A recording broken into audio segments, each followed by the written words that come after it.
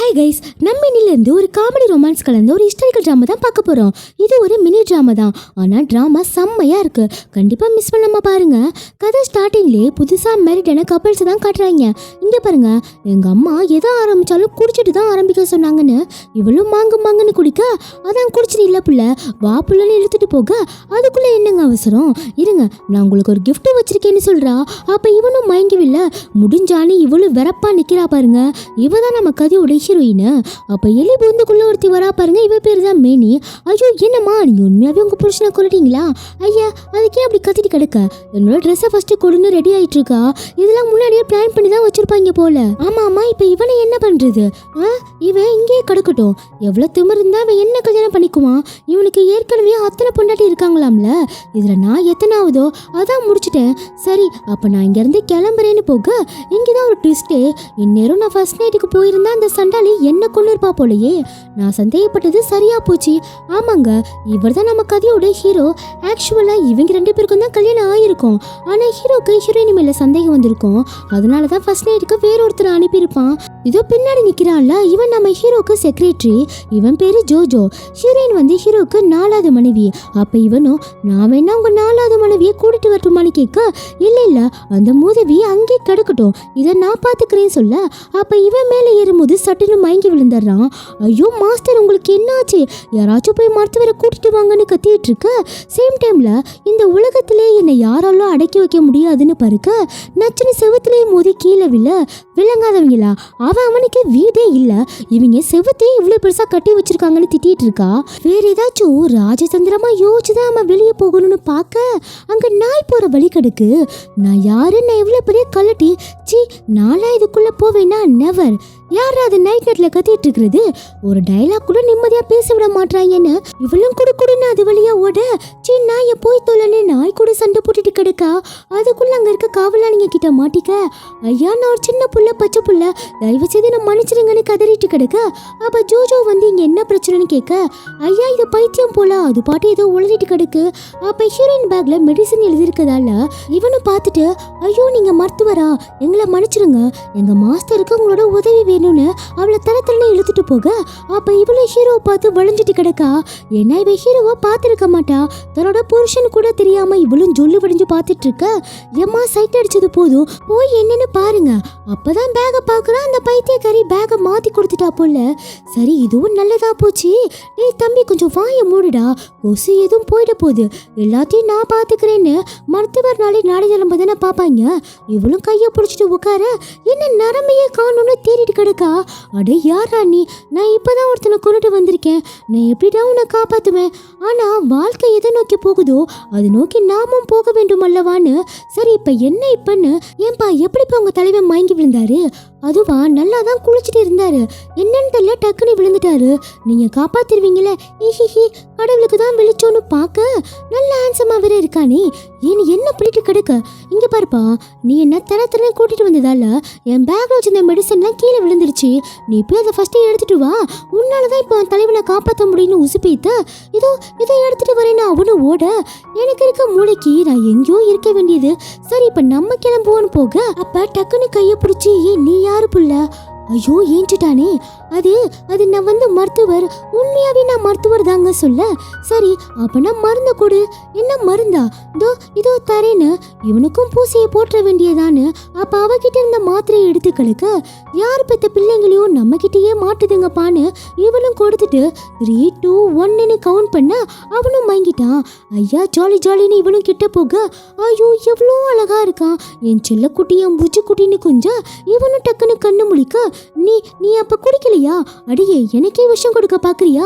இந்த சாவணி கிஸ்ஸ கொடுத்து அவளுக்கே அனுப்ப, டே பல்லு விளக்குனியா இல்லையான்னு கத்திக்கிட்டே வில்ல.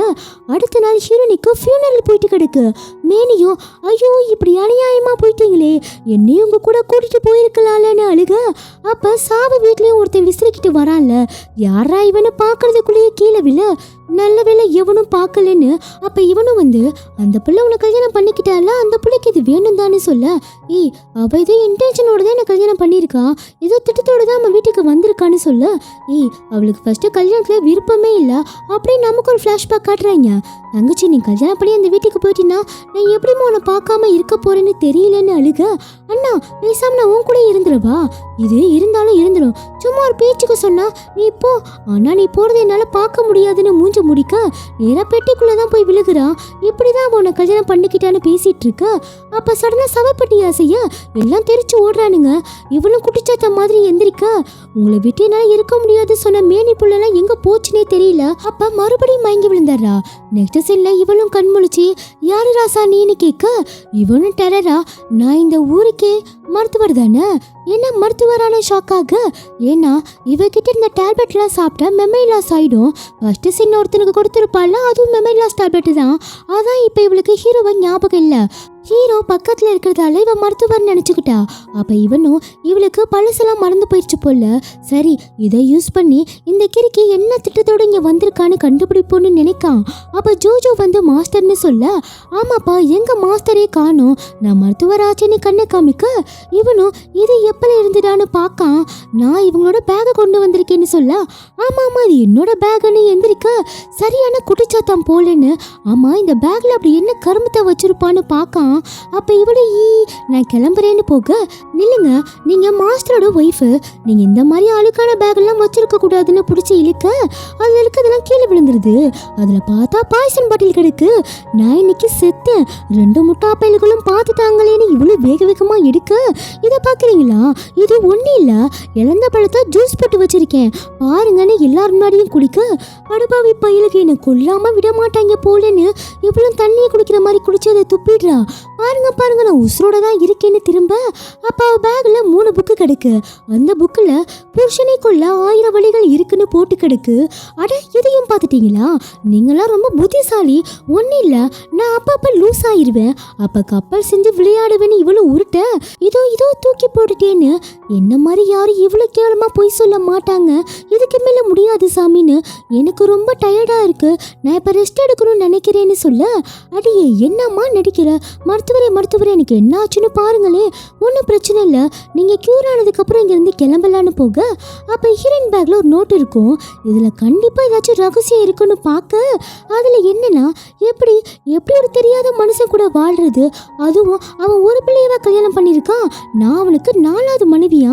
எனக்கு அதெல்லாம் இன்ட்ரெஸ்டே கிடையாது, எனக்கு நல்லா சாப்பிடணும், அதுவும் நான் சாகிறதுக்குள்ள ஒரு பர்கரையாவது திங்கணும், அப்போதான் என் ஆத்மாக்குள்ள சாந்தி அடைன்னு எழுதியிருக்கு. நம்ம என்னென்னமோ நினைச்சோம், ஐயே இது சரியான திண்ணி போலன்னு பார்க்கான். சேம் டைம்ல ஹீரோயினும் ஏண்டி மேனி எனக்கு என்ன தாண்டி ஆச்சு, நாய் போற வழியில நானும் போனேன், அதுக்கப்புறம் என்ன நடந்துச்சுன்னு எலவு எதுவுமே ஞாபகம் இல்லை.